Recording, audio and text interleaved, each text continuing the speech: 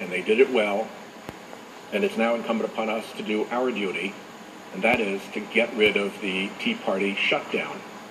We are now in Tea Party shutdown day 4, and I have been watching this debate as it's transpired on the floor, and I've been participating a little bit in it, and I've heard some interesting comments that have been made out here. The first one is the suggestion this is not a Tea Party shutdown. They say it's not a Tea Party shutdown, but the Tea Party warned of it. The Tea Party wanted it. The Tea Party is cheering it. And the Tea Party says they're profiting from it, that it's a big success. When did the Tea Party warn of it? Well, one example is when Lynn Westmoreland, a Republican from Georgia, long before this all began, told the Faith and Freedom Coalition, I quote, "This is what we're going to do. If the government shuts down, we want you with us."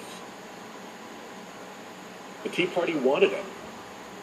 Joe Walsh, Republican of Illinois, most people in my district say, shut it down. Representative Jack Kingston told reporters that his Georgia constituents would rather have a shutdown than Obamacare.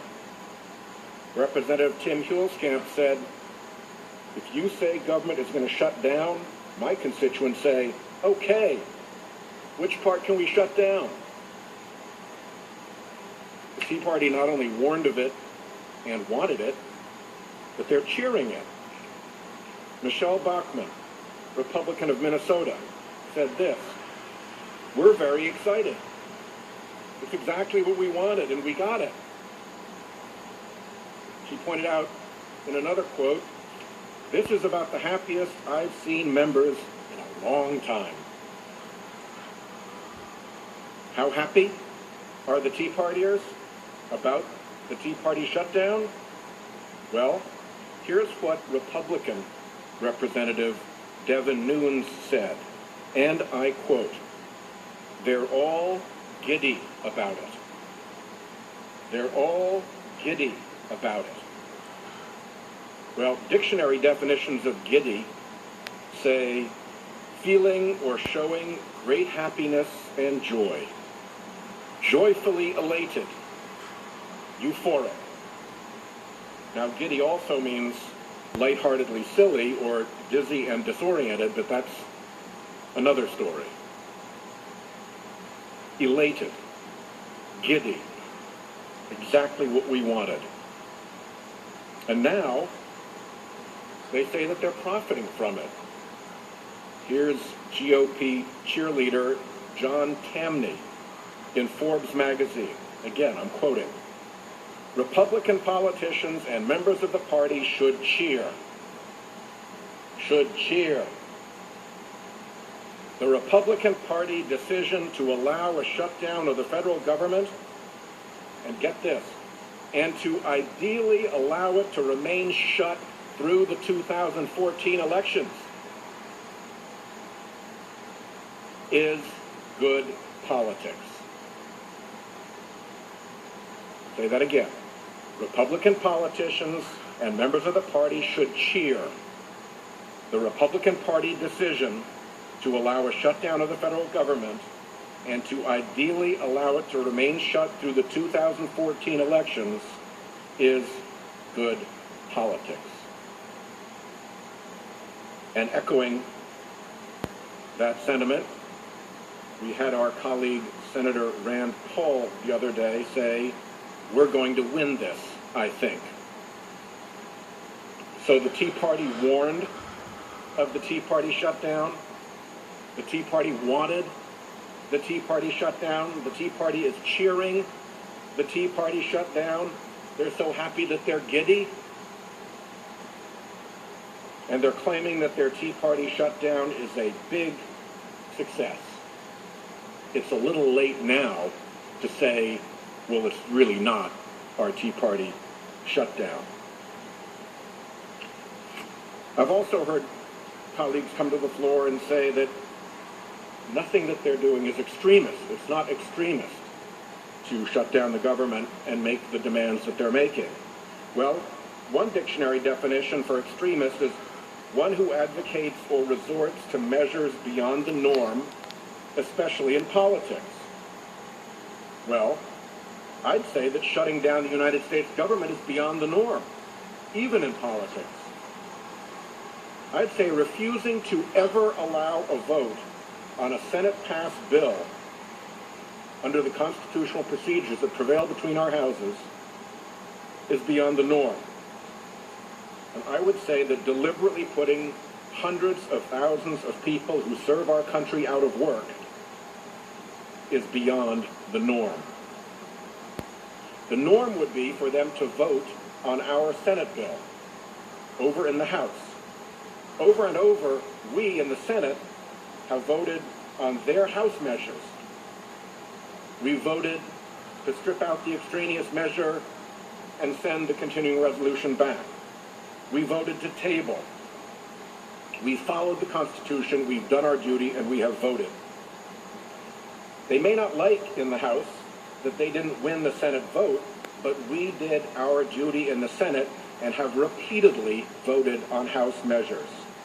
Over in the House, they have not yet once voted on the Senate measure.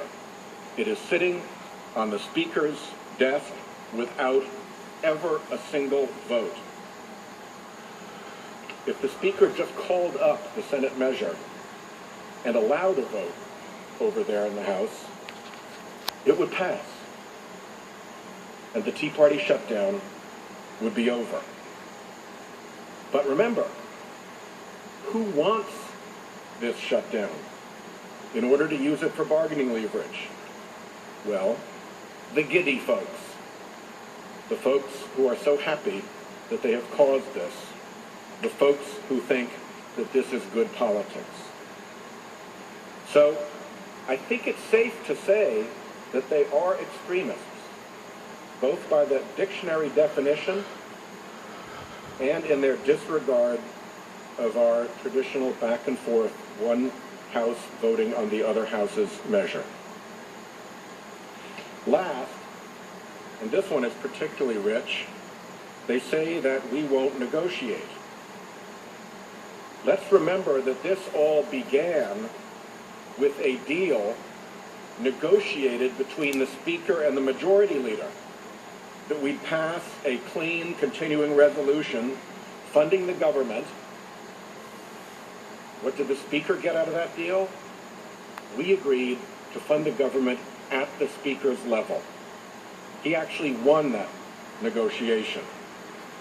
That was what was negotiated. But the Speaker did not honor the deal.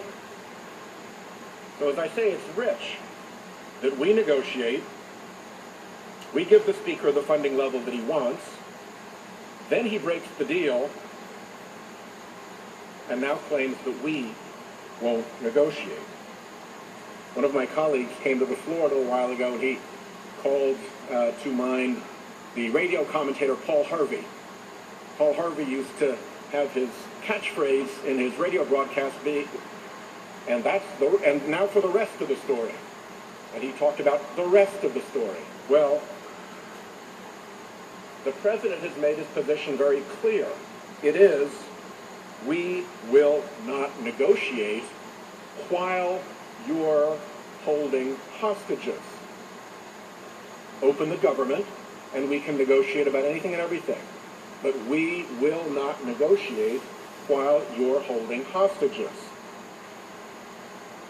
All the Republicans report in this chamber is the first part. We will not negotiate. Well, it's not just a question of the rest of the story. How about the rest of the sentence? We will not negotiate while you're holding hostages. Let's remember that 19 times we have tried to appoint conferees to negotiate a budget between the Senate and the House. And every time, the Tea Party extremists have stopped us. Let's remember that they don't want to negotiate. They want to negotiate with hostages. That is a very different thing. They want to negotiate with hostages. hundreds of thousands of people who serve our country, whom they are using as hostages and won't let go back to work and earn their living. That's not just negotiation. There's something more than just negotiation going on when it involves hostages or other threats. Every mom whose 4-year-old is having a tantrum over not getting what they want knows that that's not just negotiation. Every 12-year-old picked on by the school bully in the playground knows that that's not just negotiation. And every businessman who's asked to pay protection money knows that that's just not negotiation. There's something else going on. Ordinary Americans get the difference between negotiating in good faith, the way we'd have to if we appointed conferees and went to have an actual conference between the House and the Senate about our budget, the way the rules of the Constitution propose, and negotiating with a threat or negotiating while holding hostages. We are not going to negotiate while you're holding hostages. There are two parts to that sentence. May I have 1 minute to conclude? I see that